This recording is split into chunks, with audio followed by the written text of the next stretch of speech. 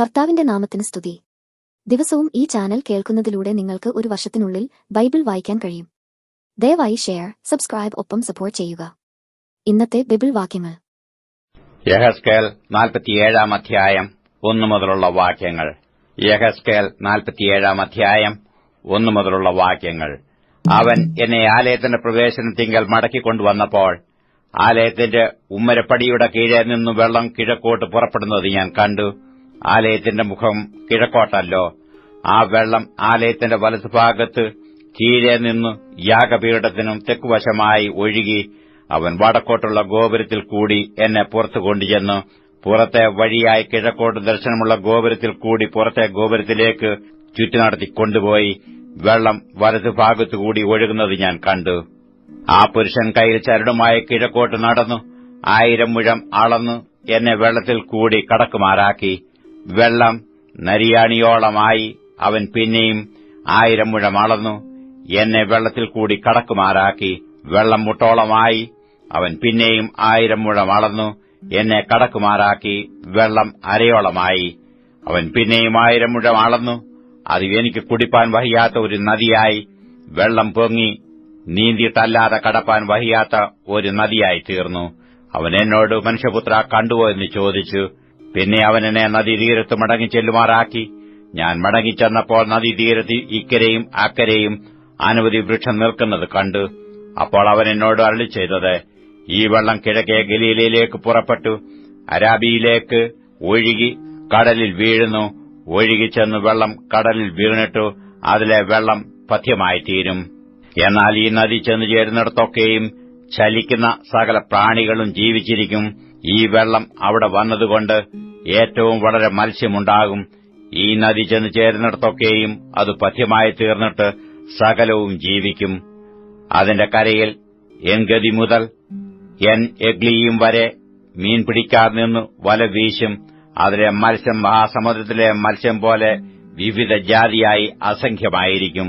എന്നാൽ അതിന്റെ ചേറ്റുകണ്ടങ്ങളും കുഴിനിലങ്ങളും പഥ്യമായി വരാതെ ഉപ്പുപടനയ്ക്കായി വിട്ടേക്കും. നദീതീരത്ത് ഇക്കരെയും അക്കരെയും തിന്മാൻ തക്ക ഫലമുള്ള സകലവിധ വൃക്ഷങ്ങളും വളരും. അവയുടെ ഇല വാടുകയില്ല, ഫലം ഇല്ലാതെ പോകുകയുമില്ല. അതിലെ വെള്ളം വിശുദ്ധ മന്ദിരത്തിൽ നിന്ന് ഒഴുകിവരുന്നതുകൊണ്ട് അവ മാസം തോറും പുതിയ ഫലം കായ്ക്കും. അവയുടെ ഫലം തിന്മാനും അവയുടെ ഇല ചികിത്സയ്ക്കും ഉതകും. യഹോവയായ കർത്താവ് ഇപ്രകാരം അരുളിച്ചെയ്യുന്നു: നിങ്ങൾ ദേശത്തെ ഇസ്രായേലിന്റെ 12 ഗോത്രങ്ങൾക്കും അവകാശമായി വിഭാഗിക്കേണ്ടുന്ന അതിർവിവരം യോസെഫിന് 2 പങ്ക് ഇരിക്കണം. നിങ്ങളുടെ പിതാക്കന്മാർക്ക് നൽകുമെന്ന് ഞാൻ കൈ ഉയർത്തി സത്യം ചെയ്തിരിക്കൊണ്ട് നിങ്ങൾക്ക് എല്ലാവർക്കും ഭേദം കൂടാതെ അത് അവകാശമായി ലഭിക്കണം. ഈ ദേശം നിങ്ങൾക്ക് അവകാശമായി വരും. ദേശത്തിന്റെ അതിർ ഇങ്ങനെയായിരിക്കണം: വടക്ക് ഭാഗത്തു മഹാസമുദ്രം മുതൽ ഹെത്രോൻ വഴിയായി സെദാദ് വരെയും ഹമാത്തും ബേരോത്തെയും ദമേശേക്കിന്റെ അതിരിനും ഹമാത്തിന്റെ അതിരിനുമിടയിലുള്ള സിബ്രീമും ഹൌറാന്റെ അതിരിങ്കലുള്ള നടുഹാസേരും ഇങ്ങനെ അതിർ സമുദ്രം മുതൽ ദമേശേക്കിന്റെ അതിരിങ്കലും ഹസർ ഏനോൻ വരെ വടക്കുഭാഗത്ത് വടക്കോട്ടുള്ള ഹമാത്തിന്റെ അതിരിങ്കലുമായിരിക്കണം. അത് വടക്കേ ഭാഗം. കിഴക്കുഭാഗമോ ഹൌറാൻ, ദമേശേക്ക്, ഗിലെയാദ് എന്നിവയ്ക്കും ഇസ്രയേൽ ദേശത്തിനും ഇടയിൽ യോർദാനായിരിക്കണം. വടക്കേ അതിർ മുതൽ കിഴക്കേ കടൽ വരെ നിങ്ങൾ അളക്കേണം. അത് കിഴക്കേ ഭാഗം. തെക്കുഭാഗമോ തെക്കോട്ട് താമാർ മുതൽ മെരിബോത്ത് കാദേശ് വെള്ളം വരെയും മിസ്രയീം തോട് വരെയും മഹാസമുദ്രം വരെയും ആയിരിക്കണം. അത് തെക്കോട്ടു തെക്കേ ഭാഗം. പടിഞ്ഞാറ് ഭാഗമോ തെക്കേ അതിർ മുതൽ ഹാമാത്തിലേക്കുള്ള തിരിവിന്റെ അറ്റം വരെയും മഹാസമുദ്രമായിരിക്കണം. അത് പടിഞ്ഞാറേ ഭാഗം. ഇങ്ങനെ നിങ്ങൾ ഈ ദേശത്തെ ഇസ്രയേൽ ഗോത്രങ്ങൾക്ക് തക്കവണ്ണം വിഭാഗിച്ചു കൊള്ളേണം. നിങ്ങളതിനെ നിങ്ങൾക്കും നിങ്ങളുടെ ഇടയിൽ വന്നു പാർക്കുന്നവരായി നിങ്ങളുടെ ഇടയിൽ മക്കളെ ജനിപ്പിക്കുന്ന പരദേശികൾക്കും അവകാശമായി ചീട്ടിട്ട് വിഭാഗിക്കണം. അവർ നിങ്ങൾക്ക് ഇസ്രയേൽ മക്കളുടെ ഇടയിൽ സ്വദേശികളെപ്പോലെ ആയിരിക്കണം. നിങ്ങളോടും കൂടെ അവർക്കും ഇസ്രയേൽ ഗോത്രങ്ങളുടെ ഇടയിൽ അവകാശം ലഭിക്കണം. പരദേശി വന്നു പാർക്കുന്ന ഗോത്രത്തിൽ തന്നെ നിങ്ങൾ അവനു അവകാശം കൊടുക്കണം എന്ന് യഹോവയായ കർത്താവിന്റെ അരുളപ്പാട്. യെഹെസ്കേൽ 48 അധ്യായം 1 മുതലുള്ള വാക്യങ്ങൾ. യെഹെസ്കേൽ 48 അധ്യായം 1 മുതലുള്ള വാക്യങ്ങൾ. എന്നാൽ ഗോത്രങ്ങളുടെ പേരുകളാവിത്: വടക്കേ അറ്റം മുതൽ ഹെത്രോൻ വഴിക്കരികെയുള്ള ഹാമാത്ത് വരെ വടക്കോട്ട് ദമ്മേശേക്കിന്റെ അതിരിങ്കലുള്ള ഹസാർ ഏനാനും, ഇങ്ങനെ വടക്ക് ഹാമാത്തിന്റെ പാർശ്വത്തിൽ കിഴക്കും പടിഞ്ഞാറുമുള്ള ഭാഗങ്ങളായി ദാന്റെ ഓഹരി 1. ദാന്റെ അതിരിങ്കൽ കിഴക്കേ ഭാഗം മുതൽ പടിഞ്ഞാറേ ഭാഗം വരെ ആശേരിന്റെ ഓഹരി 1. ആശേരിന്റെ അതിരിങ്കൽ കിഴക്കേ ഭാഗം മുതൽ പടിഞ്ഞാറേ ഭാഗം വരെ നഫ്താലിയുടെ ഓഹരി 1. നഫ്താലിയുടെ അതിരിങ്കൽ കിഴക്കേ ഭാഗം മുതൽ പടിഞ്ഞാറേ ഭാഗം വരെ മനശ്ശെയുടെ ഓഹരി 1. മനശ്ശെയുടെ അതിരിങ്കൽ കിഴക്കേ ഭാഗം മുതൽ പടിഞ്ഞാറേ ഭാഗം വരെ എഫ്രയീമിന്റെ ഓഹരി 1. എഫ്രയീമിന്റെ അതിരിങ്കൽ കിഴക്കേ ഭാഗം മുതൽ പടിഞ്ഞാറേ ഭാഗം വരെ രൂബേന്റെ ഓഹരി 1. രൂബേന്റെ അതിരിങ്കൽ കിഴക്കേ ഭാഗം മുതൽ പടിഞ്ഞാറേ ഭാഗം വരെ യഹൂദയുടെ ഓഹരി 1. യഹൂദയുടെ അതിരിങ്കൽ കിഴക്കേ ഭാഗം മുതൽ പടിഞ്ഞാറേ ഭാഗം വരെ 25,000 മുഴം വീതിയും കിഴക്കേ ഭാഗം മുതൽ പടിഞ്ഞാറേ ഭാഗം വരെയുള്ള മറ്റേ ഓഹരികളിൽ ഒന്നിനെപ്പോലെ നീളവും ഉള്ളത് നിങ്ങൾ അർപ്പിക്കേണ്ടുന്ന വഴിപാടായിരിക്കണം. വിശുദ്ധ മന്ദിരം അതിന്റെ നടുവിലായിരിക്കണം. നിങ്ങൾ യഹോവയ്ക്കു അർപ്പിക്കേണ്ടുന്ന വഴിപാട് 25,000 മുഴം നീളവും 10,000 മുഴം വീതിയുമായിരിക്കണം. ഈ വിശുദ്ധ വഴിപാട് പുരോഹിതന്മാർക്കുള്ളതായിരിക്കണം. അത് വടക്ക് 25,000 മുഴം നീളവും പടിഞ്ഞാറ് 10,000 മുഴം വീതിയും കിഴക്ക് 10,000 മുഴം വീതിയും തെക്ക് 25,000 മുഴം നീളവും ഉള്ളത് തന്നെ. യഹോവയുടെ വിശുദ്ധ മന്ദിരം അതിന്റെ നടുവിലായിരിക്കണം. അത് എന്റെ കാര്യവിചാരണ നടത്തുകയും ഇസ്രയേൽ മക്കൾ തെറ്റിപ്പോയ കാലത്ത് ലേവ്യർ തെറ്റിപ്പോയതുപോലെ തെറ്റിപ്പോകാതിരിക്കുകയും ചെയ്ത സാദോക്കിന്റെ പുത്രന്മാരായി വിശുദ്ധീകരിക്കപ്പെട്ട പുരോഹിതന്മാർക്ക് ഉള്ളതായിരിക്കണം. അങ്ങനെ അത് അവർക്ക് ലേവ്യരുടെ അതിരിങ്കൽ ദേശത്തിന്റെ വഴിപാടിൽ നിന്ന് ഒരു വഴിപാടും അതിപരിശുദ്ധവുമായിരിക്കണം. പുരോഹിതന്മാരുടെ അതിരിനൊത്തവണ്ണം ലേവ്യർക്കും 25,000 മുഴം നീളവും 10,000 മുഴം വീതിയുമുള്ള ഒരംശം ഉണ്ടായിരിക്കണം. ആകെ 25,000 മുഴം നീളവും 20,000 മുഴം വീതിയും തന്നെ. അവർ അതിൽ ഒട്ടും വിൽക്കരുത്, കൈമാറ്റം ചെയ്യരുത്. ദേശത്തിന്റെ ആദ്യഫലമായ ഇത് അന്യർക്ക് കൈവശം കൊടുക്കുകയുമരുത്. അത് യഹോവയ്ക്ക് വിശുദ്ധമല്ലോ. എന്നാൽ 25,000 മുഴം വീതിയിൽ ശേഷിച്ചിരിക്കുന്ന 5,000 മുഴം നഗരത്തിനു വാസസ്ഥലവും വെളിംപ്രദേശവുമായ സാമാന്യ ഭൂമിയും നഗരം അതിന്റെ നടുവിലുമായിരിക്കണം. അതിന്റെ അളവ് ആവിത്: വടക്കേ ഭാഗം 4,500 തെക്കേ ഭാഗം 4,500 കിഴക്കേ ഭാഗം 4,500 പടിഞ്ഞാറേ ഭാഗം 4,500 മുഴം. നഗരത്തിനുള്ള വെളിംപ്രദേശമോ വടക്കോട്ട് 250 തെക്കോട്ട് 250 കിഴക്കോട്ട് 250 പടിഞ്ഞാറോട്ട് 250 മുഴം. എന്നാൽ വിശുദ്ധ വഴിപാടിനു ഒത്ത നീളത്തിൽ കിഴക്കോട്ട് 10,000 പടിഞ്ഞാറോട്ട് 10,000 മുഴം. ശേഷിപ്പുള്ളത് വിശുദ്ധ വഴിപാടിന് ഒത്തവണ്ണം തന്നെയായിരിക്കണം. അതിന്റെ അനുഭവം നഗരത്തിലെ കൃഷിക്കാരുടെ ഉപജീവനമായിരിക്കണം. ഇസ്രയേലിന്റെ സർവ്വഗോത്രങ്ങളിൽ നിന്നുള്ളവരായ നഗരത്തിലെ കൃഷിക്കാർ അതിൽ കൃഷി ചെയ്യണം. വഴിപാടിടം മുഴുവനും 25,000 നീളവും 25,000 വീതിയുമായിരിക്കണം. നഗരസ്വത്തോടുകൂടെ ഈ വിശുദ്ധ വഴിപാടിടം സമചതുരമായി നിങ്ങൾ അർപ്പിക്കണം. ശേഷിപ്പോ പ്രഭുവിനുള്ളതായിരിക്കണം. വിശുദ്ധ വഴിപാടിടത്തിനും നഗരസ്വത്തിനും ഇപ്പുറത്തും അപ്പുറത്തും വഴിപാടിടത്തിന്റെ 25,000 മുഴത്തിനെതിരെ കിഴക്കേ അതിരിങ്കലും പടിഞ്ഞാറെ 25,000 മുഴത്തിനെതിരെ പടിഞ്ഞാറെ അതിരിങ്കലും ഗോത്രങ്ങളുടെ ഓഹരികൾക്കൊത്തവണ്ണം തന്നെ ഇത് പ്രഭുവിനുള്ളതായിരിക്കണം. വിശുദ്ധ വഴിപാടിടവും വിശുദ്ധ മന്ദിരമായ ആലയവും അതിന് നടുവിലായിരിക്കണം. പ്രഭുവിനുള്ളതിന്റെ നടുവിൽ ലേവ്യർക്ക് സ്വത്ത് മുതൽക്കും നഗരസ്വത്ത് മുതൽക്കും യഹൂദയുടെ അതിരിനും ബെന്യാമീന്റെ അതിരിനുമിടയിലുള്ളത് പ്രഭുവിനുള്ളതായിരിക്കണം. ശേഷമുള്ള ഗോത്രങ്ങൾക്കോ കിഴക്കേ ഭാഗം മുതൽ പടിഞ്ഞാറേ ഭാഗം വരെ ബെന്യാമീനു ഓഹരി 1. ബെന്യാമീന്റെ അതിരിങ്കൽ കിഴക്കേ ഭാഗം മുതൽ പടിഞ്ഞാറേ ഭാഗം വരെ ശിമിയോന് ഓഹരി 1. ശിമിയോന്റെ അതിരിങ്കൽ കിഴക്കേ ഭാഗം മുതൽ പടിഞ്ഞാറേ ഭാഗം വരെ ഇസഖാരിന് ഓഹരി 1.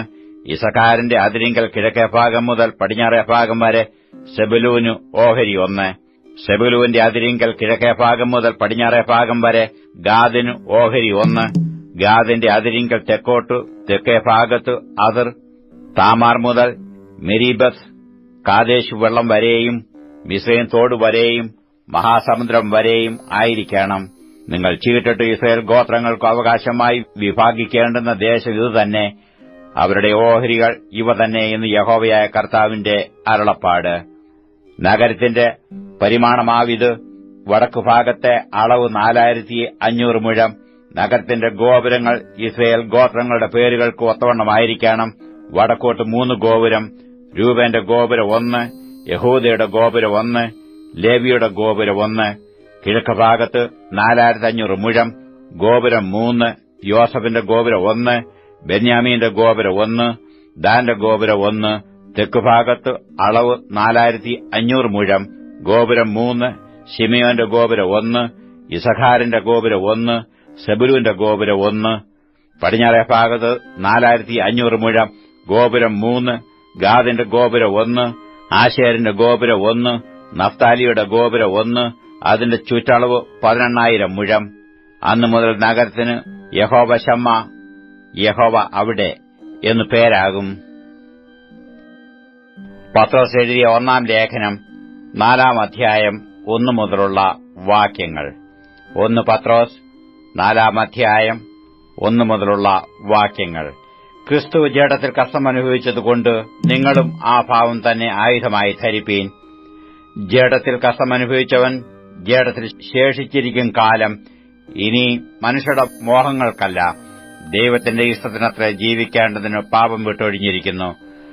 കമാർത്തികളിലും മോഹങ്ങളിലും വീഞ്ഞുകുടിയിലും വെറിക്കൂത്തുകളിലും മദ്യപാനത്തിലും ധർമ്മവിരുദ്ധമായ വിഗ്രഹാരാധനയിൽ നടന്ന് ജാതികളുടെ ഇഷ്ടം പ്രവർത്തിച്ചുകൊണ്ട് കാലം പോക്കിയതു മതി. ദുർനടപ്പിന്റെ അതേ കവച്ചിലിൽ നിങ്ങൾ അവരോട് ചേർന്ന് നടക്കാതിരിക്കുന്നത് അപൂർവം എന്നു വെച്ച് അവർ ദുഷിക്കുന്നു. ജീവികളെയും മരിച്ചവരെയും ന്യായം വിധിപ്പാൻ ഒരുങ്ങിയിരിക്കുന്നവന് അവർ കണക്ക് ബോധിപ്പിക്കേണ്ടി വരും. ഇതിനായിട്ടല്ലോ മരിച്ചവരോടും സുവിശേഷം അറിയിച്ചത്. അവർ ജഡസംബന്ധമായി മനുഷ്യരെ പോലെ വിധിക്കപ്പെടുകയും ആത്മാവ് സംബന്ധമായി ദൈവത്തിനൊത്തവണ്ണം ജീവിക്കുകയും ചെയ്യേണ്ടതിന് തന്നെ. എന്നാൽ എല്ലാറ്റിന്റെയും അവസാനം സമീപിച്ചിരിക്കുന്നു. ആകയാൽ പ്രാർത്ഥനയ്ക്ക് സുബോധമുള്ളവരും നിർമ്മതരുമായിരിപ്പീൻ. സകലത്തിനും മുമ്പേ തമ്മിൽ ഉറ്റ സ്നേഹം ഉള്ളവരായിരിപ്പീൻ. സ്നേഹം പാപങ്ങളുടെ ബഹുത്വത്തെ മറയ്ക്കുന്നു. പിറുപിറുപ്പ് കൂടാതെ തമ്മിൽ അതിസൽക്കാരം ആചരിപ്പീൻ. ഓരോരുത്തരും വരം ലഭിച്ചതുപോലെ വിവിധമായുള്ള ദൈവകൃപയുടെ നല്ല ഗ്രഹവിചാരകന്മാരായി അതിനെക്കൊണ്ട് അന്യോന്യം ശുശ്രൂഷിപ്പീൻ. ഒറ്റം പ്രസംഗിക്കുന്നുവെങ്കിൽ ദൈവത്തിന്റെ അരുളപ്പാട് പ്രസ്താവിക്കുന്നു എന്ന പോലെയും, ഒരുത്തൻ ശുശ്രൂഷിക്കുന്നുവെങ്കിൽ ദൈവം നൽകുന്ന പ്രാപ്തിക്ക് ഒത്തവണ്ണവും ആകട്ടെ. എല്ലാറ്റിലും ദൈവം യേശുക്രിസ്തു മൂലം മഹത്വപ്പെടുവാൻ ഇടവരട്ടെ. മഹത്വവും ബലവും എന്നേക്കും അവനുള്ളത്. ആമേൻ. പ്രിയമുള്ളവരെ, നിങ്ങൾക്ക് പരീക്ഷയ്ക്കായി സംഭവിച്ചിരിക്കുന്ന അഗ്നിശോധനയെങ്കിൽ ഒരു അപൂർവകാര്യം നിങ്ങൾക്ക് വന്നുകൂടിയെന്ന് വെച്ച് അതിശയിച്ചു പോകരുതേ. ക്രിസ്തുവിന്റെ കഷ്ടങ്ങൾക്ക് പങ്കുള്ളവരാകുന്തോറും സന്തോഷിച്ചുകൊള്ളുവീൻ. അങ്ങനെ നിങ്ങൾ അവന്റെ തേജസ്സിന്റെ പ്രത്യക്ഷതയിൽ ഉല്ലസിച്ചാനന്ദിപ്പാൻ ഇടവരും. ക്രിസ്തുവിന്റെ നാമം ഹേതുവായി നിന്ന് സഹിക്കേണ്ടി വന്നാൽ നിങ്ങൾ ഭാഗ്യവാൻമാർ. മഹത്വത്തിന്റെ ആത്മാവായ ദൈവാത്മാവ് നിങ്ങളുടെ മേൽ ആവസിക്കുന്നുവല്ലോ. നിങ്ങളെല്ലാവരും കുലപാതകനോ കള്ളനോ ദുഷ്പ്രവർത്തിക്കാരനോ ആയിട്ടല്ല കഷ്ടം സഹിക്കേണ്ടത്, പല കാര്യത്തിൽ ഇടപെടുന്നവനോ ആയിട്ടും അല്ല, ക്രിസ്തുവിനായിട്ട് കഷ്ടം സഹിക്കേണ്ടി വന്നാലോ ലജ്ജിക്കരുത്. ഈ നാമം ധരിച്ചിട്ട് ദൈവത്തെ മഹത്വപ്പെടുത്തുക അത്രേ വേണ്ടത്. ന്യായവിധി ദൈവഗ്രഹത്തിൽ ആരംഭിപ്പാൻ സമയമായല്ലോ. അത് നമ്മിൽ തുടങ്ങിയാൽ ദൈവത്തിന്റെ സുവിശേഷം അനുസരിക്കാത്തവരുടെ അവസാനം എന്താകും? നീതിമാൻ പ്രയാസേന രക്ഷപ്രാപിക്കുന്നുവെങ്കിൽ അഭക്തന്റെയും പാപിയുടെയും ഗതി എന്താകും? അതുകൊണ്ട് ദൈവേഷ്ടപ്രകാരം കഷ്ടം സഹിക്കുന്നവർ നന്മ ചെയ്തുകൊണ്ട് തങ്ങളുടെ പ്രാണനെ വിശ്വസ്തനായ സൃഷ്ടാവിങ്കൽ പരമേൽപ്പിക്കട്ടെ. 146-ാം സങ്കീർത്തനം. 146-ാം സങ്കീർത്തനം 1 മുതലുള്ള വാക്യങ്ങൾ. യഹോവയെ സ്തുതിപ്പീൻ, എൻ മനമേ യഹോവയെ സ്തുതിക്ക. ജീവനുള്ളെന്ന് ഞാൻ യഹോവയെ സ്തുതിക്കും. ഞാനുള്ള കാലത്തോളം എന്റെ ദൈവത്തിന് കീർത്തനം ചെയ്യും. നിങ്ങൾ പ്രഭുക്കന്മാരിൽ ആശ്രയിക്കരുത്, സഹായിപ്പാൻ കഴിയാത്ത മനുഷ്യപുത്രനിലും അരുത്. അവന്റെ ശ്വാസം പോകുന്നു, അവൻ മണ്ണിലേക്ക് തിരിയുന്നു. അന്ന് തന്നെ അവന്റെ നിരൂപണങ്ങൾ നശിക്കുന്നു. യാക്കോബിന്റെ ദൈവം സഹായമായി തന്റെ ദൈവമായ യഹോവയിൽ പ്രത്യാശയുള്ളവൻ ഭാഗ്യവാൻ. അവൻ ആകാശവും ഭൂമിയും സമുദ്രവും അവയിലുള്ള സകലവും ഉണ്ടാക്കി. അവൻ എന്നേക്കും വിശ്വസ്തത കാക്കുന്നു. പീഡിതന്മാർക്കു അവൻ ന്യായം പാലിച്ചു കൊടുക്കുന്നു. വിശപ്പുള്ളവർക്ക് അവൻ ആഹാരം നൽകുന്നു. യഹോവ ബദ്ധന്മാരെ അഴിച്ചുവിടുന്നു. യഹോവ കുരുടന്മാർക്ക് കാഴ്ച കൊടുക്കുന്നു. യഹോവ കുനിഞ്ഞിരിക്കുന്നവരെ നിവർത്തുന്നു. യഹോവ നീതിമാന്മാരെ സ്നേഹിക്കുന്നു. യഹോവ പരദേശികളെ പരിപാലിക്കുന്നു. അവൻ അനാഥനെയും വിധവയെയും സംരക്ഷണം ചെയ്യുന്നു. എന്നാൽ ദുഷ്ടന്മാരുടെ വഴി അവൻ മറിച്ചു കളയുന്നു. യഹോവ എന്നേക്കും വാഴും. സിയോനെ, നിന്റെ ദൈവം തലമുറ തലമുറയോളം തന്നെ. 169 പാട്ട്. എന്നാശ എന്നും എന്റെ രക്ഷിതാവിലാകയാൽ.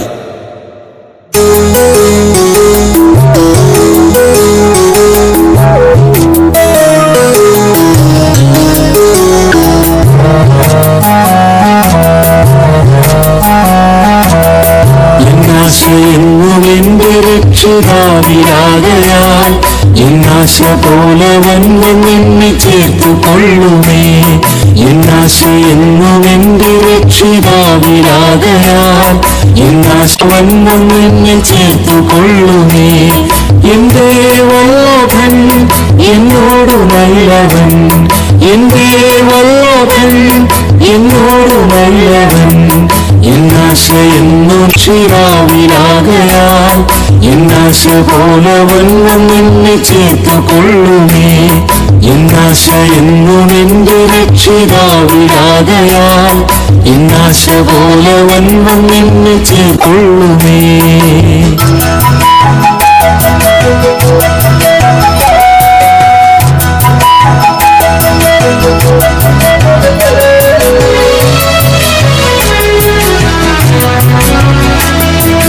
മുള്ളുകൾക്കിടയിൽ നല്ല താമര പോലെ ചെറുകന്യകമാർ തന്നടൂവിൽ എൻ പ്രിയയിതാ.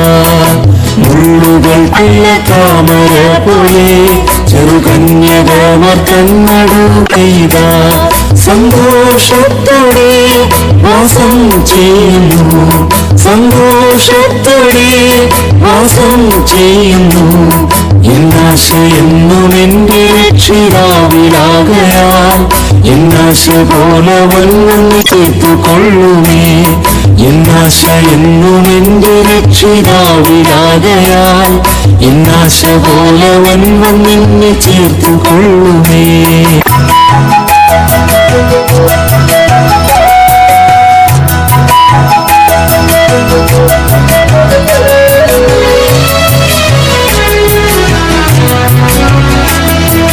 കാട്ടുമരങ്ങൾ നടുവിൽ നല്ല നാരകം പോലെ കൂട്ടുസഖിമാരിൻ നടുവിൽ എൻ പ്രിയനിതാ.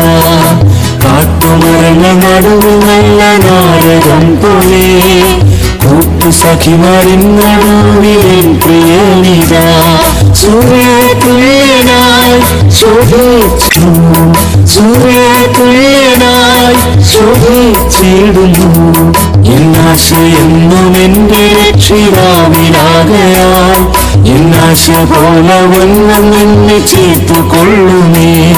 എന്നാശ എന്നും എന്റെ രക്ഷിതാവിലാകയാൽ എന്നാശ പോലെ വന്നും എന്നെ ചേർത്തുകൊള്ളുമേ.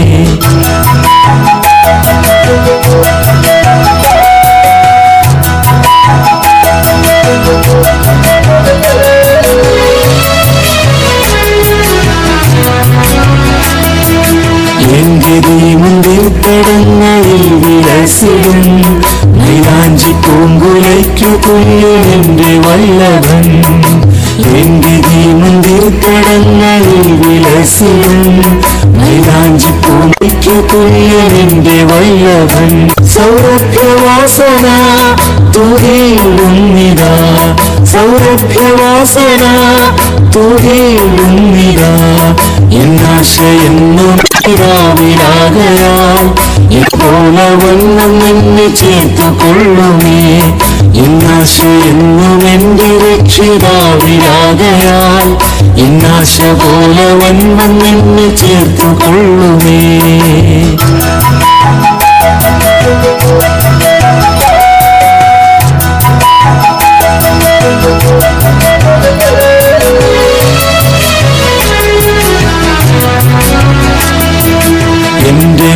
പോലവൻ പിടിച്ച സ്നേഹത്തിൻ കൊടി എൻ പ്രിയൻ എന്നിൽ നിന്നെടുക്കയില്ലൊരിക്കലും എന്റെ മേല വെച്ച സ്നേഹത്തിൻ കൊടി എന്നിൽ നിന്നെടുക്കയില്ലൊരിക്കലും അതാ കേൾക്കുന്നു പ്രിയന്റെ സ്വരം അതാ കേൾക്കുന്നു പ്രിയന്റെ സ്വരം എന്നാശയെന്നും എന്റെ രക്ഷിതാവിലാകയാൽ എന്നാശ പോലെ വന്നും എന്നെ ചേർത്തുകൊള്ളുമേ എന്നാശം എന്റെ രക്ഷിതാവിലാകയാൽ എന്നാശ പോലെ വന്നും എന്നെ ചേർത്തുകൊള്ളുമേ